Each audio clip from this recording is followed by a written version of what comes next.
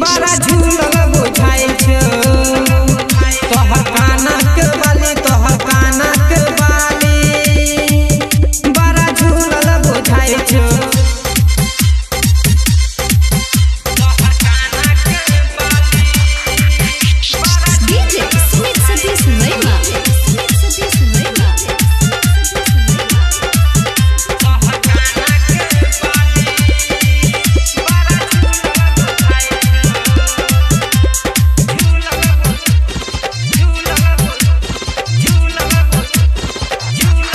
छोटे तू छौड़ी अब भेला जबान कहे कते छौड़ा के करलही नेमान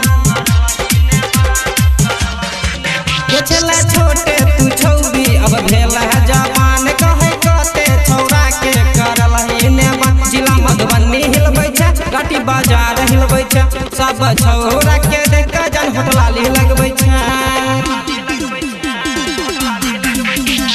तोहर जवानी है सुपर लागै छ तोहर कानक बाली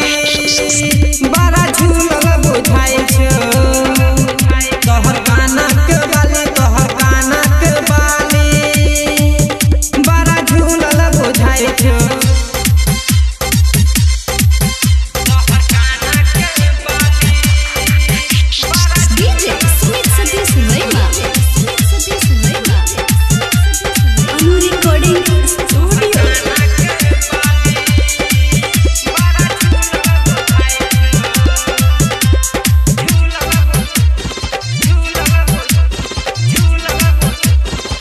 पहले कहे छला तू गे हमरा लबर तब छोड़ के तू गेला गे दूसरा के घर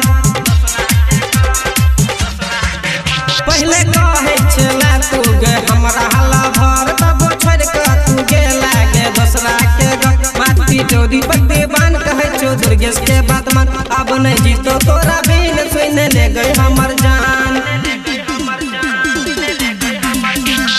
राइटर